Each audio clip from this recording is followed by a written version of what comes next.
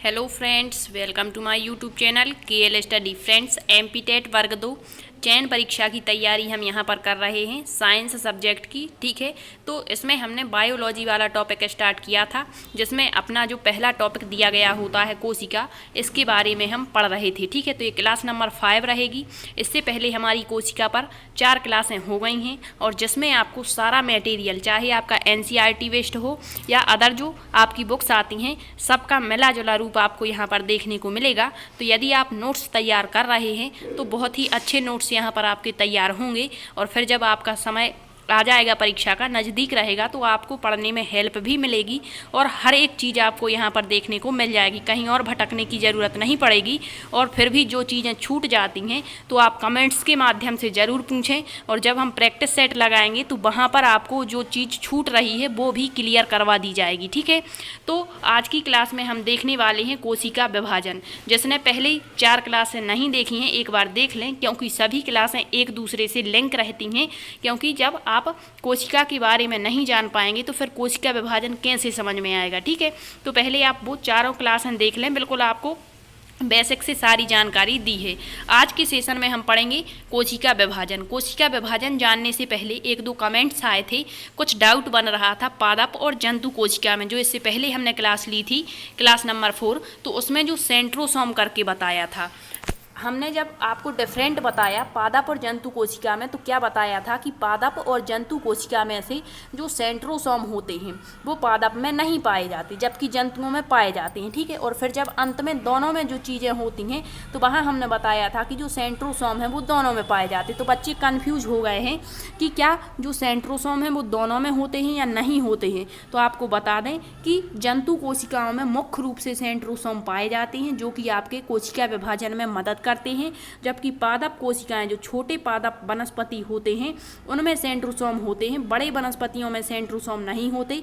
इस कारण से यदि क्वेश्चन डायरेक्टली पूछ ले कि क्या पादप कोशिकाओं में सेंट्रोसोम पाए जाते हैं, तो नहीं कहते हैं, लेकिन छोटे जो पादप होते हैं उनमें सेंट्रोसोम पाए जाते। इस कारण से हमने ऐसा बताया था। ठीक है, वैसे डाउट वाले क्वेश्चन कभी नहीं पूछे जाते, तो बस आपको याद रखना है कि पादप कोशिकाओं में सेंट्रोसोम का अभाव रहता है, केवल छोटे पादपों को छोड़ करके, जबकि जंतु कोशिका में सेंट्रोसोम पाए जाते हैं। और सेंट्रोसोम का कार्य क्या होता है? कोशिका विभाजन करना। ठीक है, तो अभी आगे चल के हम सारी चीज़ें कोशिका विभाजन में देखने वाले हैं, क्योंकि आपने देखा होगा पात्रता परीक्षा में आपके समसूत्री विभाजन, अर्धसूत्री विभाजन से काफ़ी क्वेश्चन पूछे गए हैं, और जिसको पता होता है वही इसका आंसर दे पाता है, क्योंकि इसमें आपको बहुत सारी अवस्थाएं पढ़नी होती हैं। प्रोफेज क्या होती है, एनाफेज क्या होती, किसमें कौन सा कार्य होता है, कहाँ पर कौन सा कार्य किया जाता है सेल डिवीजन का। ठीक है, सारी चीज़ें। तो देखिए, सबसे पहले कोशिका विभाजन आखिर कहलाता क्या है? नाम से ही स्पष्ट है, कोशिका विभाजन अर्थात कोशिका जो है वो विभाजित हो जाती है। तो कभी कभी एक कोशिका विभाजित होकर 2 नई कोशिकाएं बनाएगी, कभी कभी 2 कोशिकाएं विभाजित होकर 4 नई कोशिकाएं बनाएंगी। तो यही कहलाता है सेल डिवीजन, अर्थात कोशिका का टूट करके फिर से नई कोशिकाओं का निर्माण हो जाना। ठीक है, अब देख लेते हैं यहाँ से क्वेश्चन कैसे बनते हैं। तो सबसे पहले पूछ ले यदि आपसे कि ये किसने कहा है कि जो नई कोशिकाएं बन रही हैं वो पहले से विद्यमान कोशिकाओं से ही बनती हैं, तो ये कहा है बर्चो महोदय ने, और ये हम आपको पहले भी बता चुके हैं। तो सन 1855 ईस्वी में सर्वप्रथम बर्चो महोदय ने स्पष्ट किया कि जो नवीन यानी नई कोशिकाओं का जन्म है वो किनसे होता है? जो पहले से विद्यमान कोशिकाएँ हैं। ठीक है, अब देखिए, कोशिका में कोशिका द्रव्य, आपको ये सारी चीज़ें पता हैं, कोशिका अंग हम आपको पढ़ा चुके हैं, कोशिका का पूरा स्ट्रक्चर। अब आपको ये नहीं बताएंगे कि कोशिका द्रव्य क्या होता है। ठीक है, तो कोशिका में कोशिका द्रव्य एवं केंद्रक में घनिष्ठ संबंध होता है।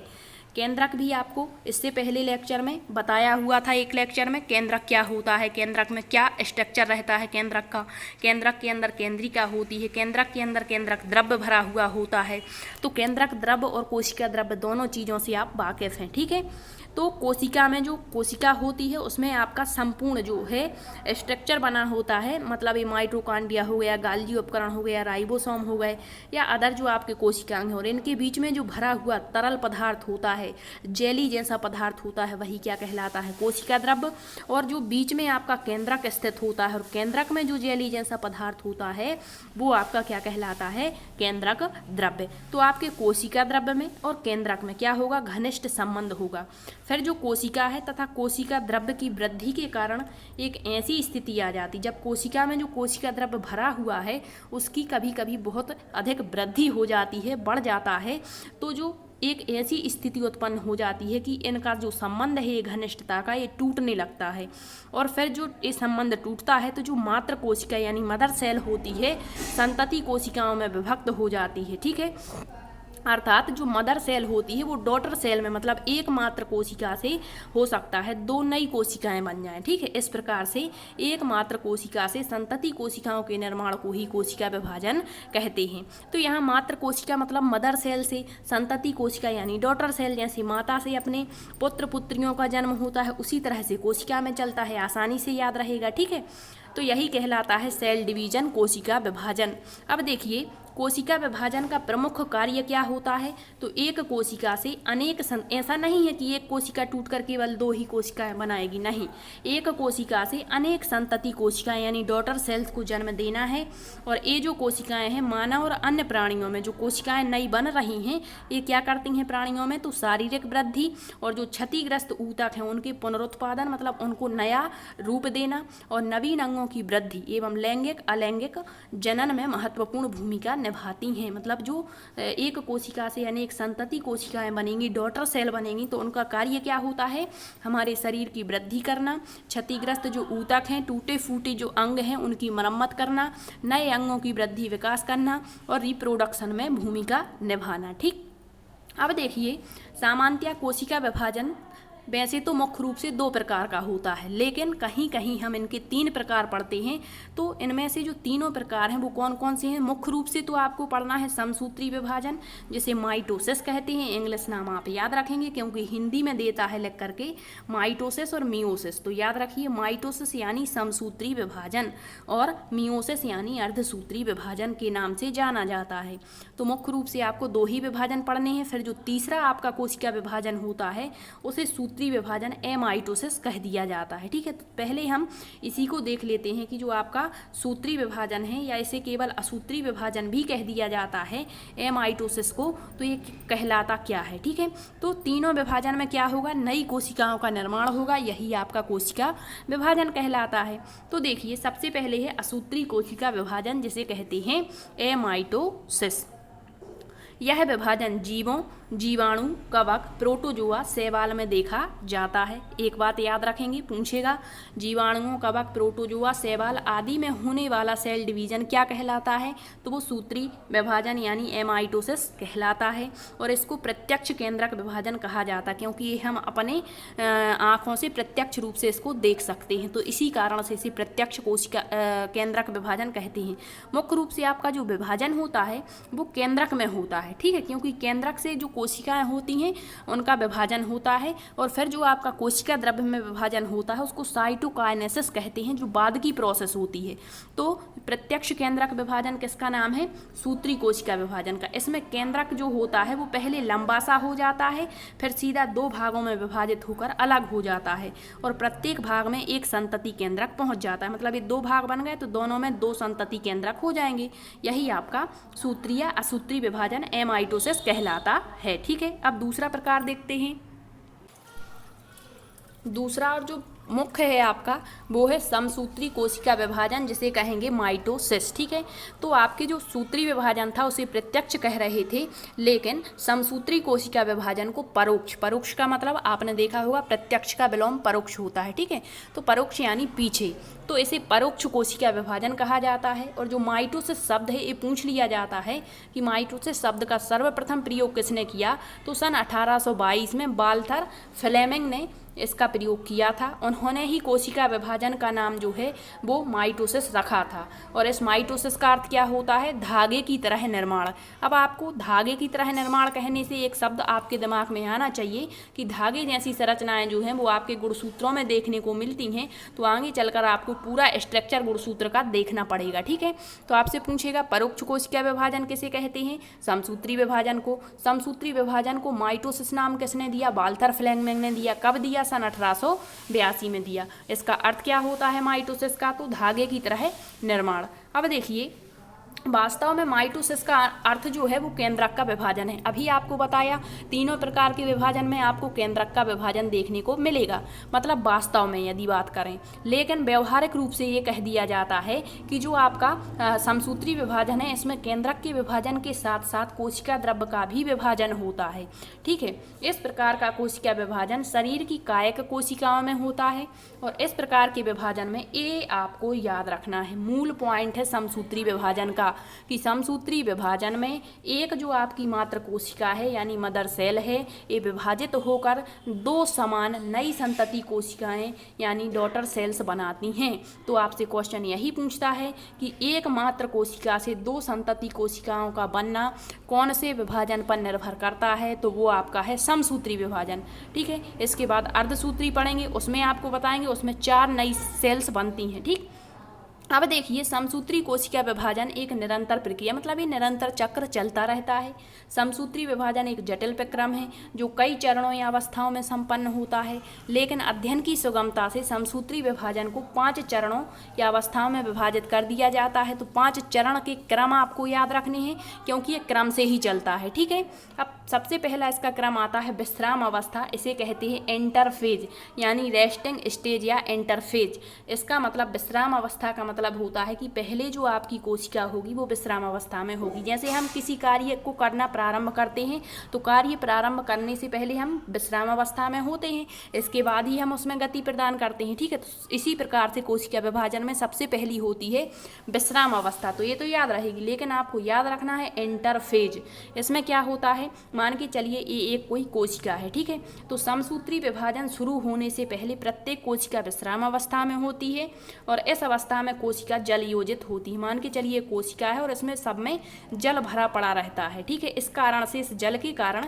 गुणसूत्र स्पष्ट रूप से दिखाई नहीं देते। ठीक है, आपको बताया था कि जो केंद्रक होता है ये केंद्रक का विभाजन हो रहा है। ठीक है, तो केंद्रक जो होता है उसके अंदर धागे जैसी रचनाएं गुणसूत्र कहलाती हैं। ठीक है, तो जब इसमें जल भरा हुआ है तो ये गुणसूत्र स्पष्ट रूप से हमें नहीं दिखते हैं और इस अवस्था में जो केंद्रक जाल होता है, मतलब केंद्रक के चारों तरफ जो क्रोमेटिन नेटवर्क होता है वो भी केंद्रक द्रव्य में विस्तृत रहता है, मतलब फैला रहता है, डिफ्यूज्ड रहता है। ठीक है, परंतु धीरे धीरे यह केंद्रक जाल स्पष्ट होने लगता है। तो पहली अवस्था में आपको यही याद रखना है कि पहली अवस्था में जो आपका केंद्रक होता है, जो गुणसूत्र होता है वो स्पष्ट नहीं दिखता है। किस कारण से, क्योंकि पूरी कोशिका जल योजित होती है। फिर दूसरी अवस्था आती है प्रोफेज। प्रोफेज में क्या होता है कि जो जल भरा पड़ा था इसका निर्जलीकरण धीरे धीरे होने लगता है और जो आपके गुणसूत्र हैं वो स्पष्ट रूप से दिखने लगते हैं इसमें। तो समसूत्री विभाजन के प्रारंभ होते ही कोशिका में निर्जलीकरण शुरू होता है। इसके परिणाम स्वरूप कोशिका और तत्पश्चात क्रोमेटिन जाल भी नजर आने लगते हैं। जब जल यहाँ से हटने लगेगा तो जो संरचनाएं हमें दिखाई नहीं दे रही थी वो दिखने लगेंगी। ठीक है, इसके पश्चात क्रोमेटिन जाल के धागे टूटकर, मतलब जो धागे बने हुए होते हैं हम आपको बता चुके हैं गुणसूत्र के स्ट्रक्चर में। ठीक है, तो क्रोमेटिन जाल के धागे टूटकर अनेक छोटे छोटे टुकड़ों में परिवर्तित हो जाते हैं और यही टुकड़े क्या कहलाते हैं, हमारे गुणसूत्र कहलाते हैं, धागे जैसी रचनाएं। ठीक है, और प्रत्येक गुणसूत्र पर कुछ दानेदार रचनाएं भी दिखती हैं जिन्हें क्रोमोमियर कहते हैं। तो इफेक्ट निकल करके आ रहा है, यहीं से क्वेश्चन बनने हैं। ठीक है, तो क्रोमोमियर कहते हैं। प्रारंभ में गुणसूत्र थोड़े से लंबे होते हैं। प्रत्येक जीव की कोशिका में गुणसूत्रों की संख्या निश्चित होती है। प्रत्येक गुणसूत्र में एक विशिष्ट स्थान होता है जिसे सेंट्रोमियर कहते हैं। तो आपको जब हमने स्ट्रक्चर इस तरीके से थोड़ा सा बताया था तो यहाँ पर जो आपका जो जुड़ाव स्थान होता है इसी को सेंट्रोमियर कहते हैं और इसको यदि हम बीच में से काट देते हैं तो ये 2 भागों में बट जाता है। ठीक है, इसके पश्चात गुणसूत्रों की लंबाई में 2 अर्ध भागों में विभाजन होता है, परंतु दोनों अर्ध भाग एक दूसरे से सेंट्रोमियर पर जुड़े रहते हैं। मतलब ये जुड़ाव कहाँ है, सेंट्रोमियर पर, यही स्थान आपका सेंट्रोमियर है। ठीक है, फिर जो प्रत्येक अर्ध भाग है, मतलब 2 भाग बट गए तो आधा भाग इस तरफ आधा इस तरफ, तो प्रत्येक अर्धभाग को ही अर्ध गुणसूत्र या क्रोमेटिड कहते हैं। तो पूछेगा गुणसूत्र के अर्धभाग को कहा जाता है या फिर जो गुणसूत्र हैं जहाँ से 2 भागों में विभाजित होता है वो स्थान जिससे जुड़ा होता है वो क्या कहलाता है, तो सेंट्रोमियर। और गुणसूत्र पर जो संरचनाएं दिखाई देती हैं वो क्या कहलाती हैं, क्रोमोमियर, याद रखिएगा। फिर जंतु कोशिकाओं में तारक काय के बारे में इसी को सेंट्रोसोम कहते हैं। ये आपका कोशिका विभाजन में मदद करता है।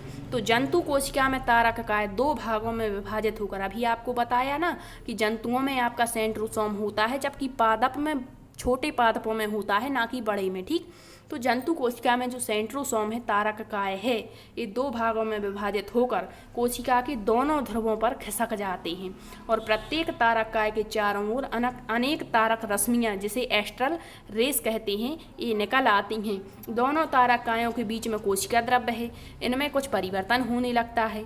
इसके फलस्वरूप दोनों तारक कायों के बीच तरकु धागों का निर्माण होता है। मतलब जो धागे होते हैं, बहुत गुथे हुए धागों के समान रचनाएं, जिसे तरकु धागे कहते हैं, इनका इसमें निर्माण हो जाता है जब तारक काय तारक रश्मियां बनाता है। ठीक है, इसके पश्चात गुणसूत्र सिकुड़कर छोटे और मोटे होने लगते हैं। फिर पादप कोशिका में तरकु धागे तो बनते हैं, परंतु तारक काय नहीं पाए जाते। छोटे पादपों में होते हैं लेकिन बड़ों में नहीं पाए जाते। ठीक है, तो इसी कारण से कहा था। तो जंतु में पाया जाता है, इसमें नहीं। और आपको ये भी बताया था कि सेंट्रोसोम कोशिका विभाजन में भाग लेता है। तो आपको सिंपली याद ये रखना है कि जंतु कोशिका में तारक काय होता है, जो दो भागों में बट जाता है, दोनों ध्रुवों की ओर खिसक जाता है, इससे तारक रश्मियां बनती हैं। इसके बाद जो कोशिका द्रव्य भरा रहता है उसमें परिवर्तन होने लगता है और तरकु धागों का निर्माण हो जाता है। लेकिन पादप कोशिका में तरकु धागे तो बनेंगे लेकिन तारक काय नहीं होता।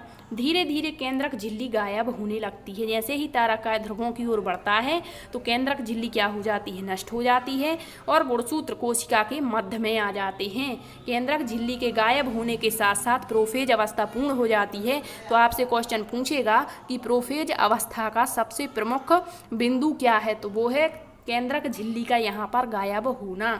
तो आपकी पहली अवस्था आपने पढ़ ली। पहली अवस्था में कुछ चीज़ें क्लियर नहीं रहती क्योंकि ये सारा भाग जलयोजित होता है।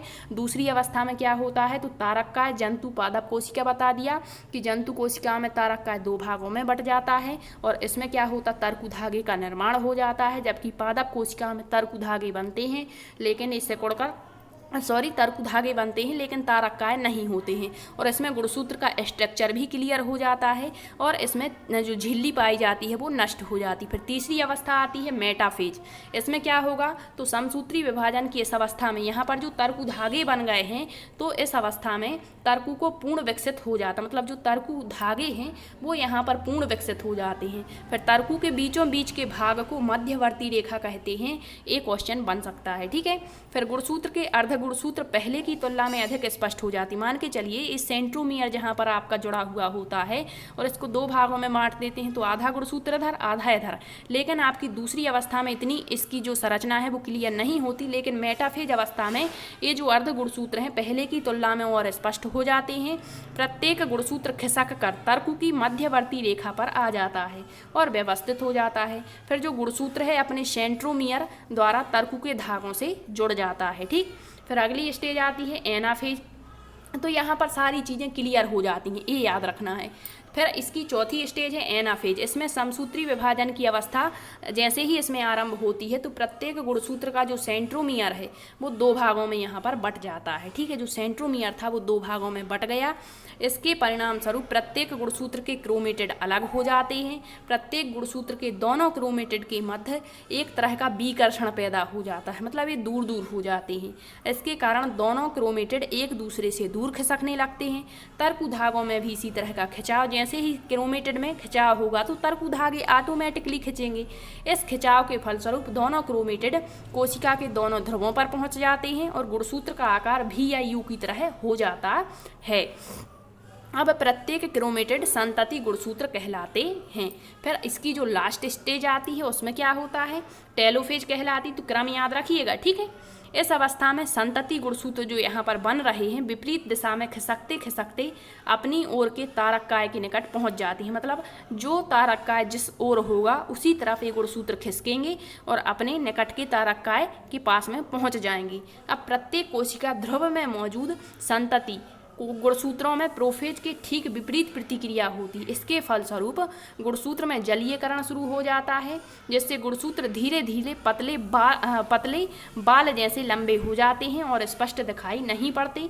केंद्रिका पुनः प्रकट हो जाती है। इसके साथ साथ गुणसूत्र के चारों ओर केंद्रक झिल्ली का निर्माण फिर से हो जाता है। इस प्रकार एक केंद्रक से दो केंद्रक बन जाते हैं। तो आप ये सारी चीज़ें समझ गए होंगे कि किस प्रकार से एक केंद्रक का विभाजन होकर के मात्र कोशिका से दो संतति कोशिकाएं बन जाती हैं। अब ये तो हुआ आपका केंद्रक का विभाजन। अब कोशिका द्रव्य का विभाजन जो होता है वो आपका साइटोकाइनेसिस कहलाता है। तो केंद्रक के विभाजन के पश्चात, केंद्रक के विभाजन को हमने 5 स्टेज में पढ़ा, ठीक है। और जब केंद्रक का विभाजन हो जाता है तो इसके बाद कोशिका विभाजन होता है, यहाँ कोशिका द्रव्य होगा, ठीक है। इसी को साइटोकाइनेसिस कहेंगे। वस्तुतः कोशिका द्रव्य का विभाजन किस अवस्था से, तो दूसरी जो अवस्था है एनाफेज से ही प्रारंभ हो जाता है। टेलोफेज के अंत में कोशिका द्रव्य बीचों बीच से अंदर की ओर धंसना शुरू कर लेती है।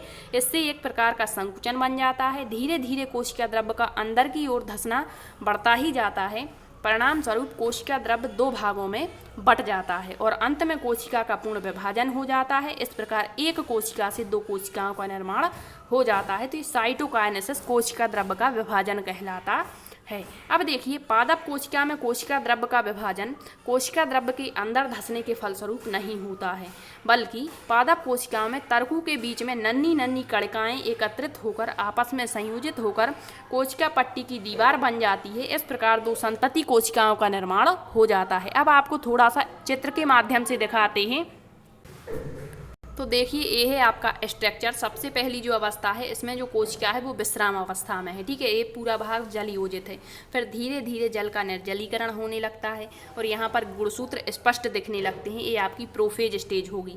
फिर इसके बाद आपका जो है तीसरा स्टेज आता है। इसमें आपके क्रोमेटिड, सेंट्रोमियर जो पार्ट्स होते हैं ये दिखाई देने लगते हैं। तर्कु धागों का निर्माण होने लगता है।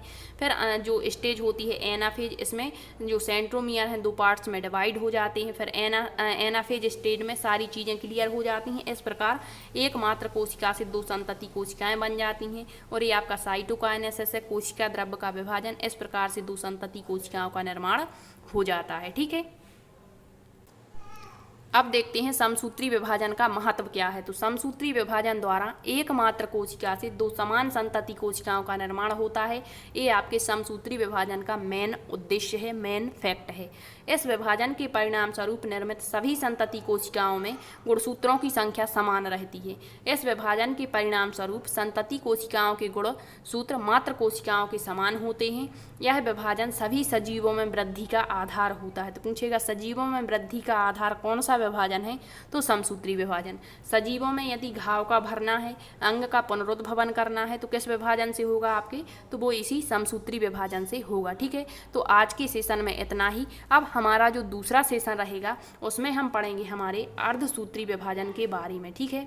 अर्धसूत्री विभाजन यानी मियोसिस के बारे में। ये भी थोड़ा सा बड़ा चैप्टर है, तो सारी चीज़ें हम अभी से क्लियर रखेंगे। अब जिन बच्चों को ये डाउट है कि आपका सिलेबस चेंज होगा, तो वो तो भगवान ही भरोसे हैं, क्योंकि आपका सिलेबस चेंज कैसे होगा।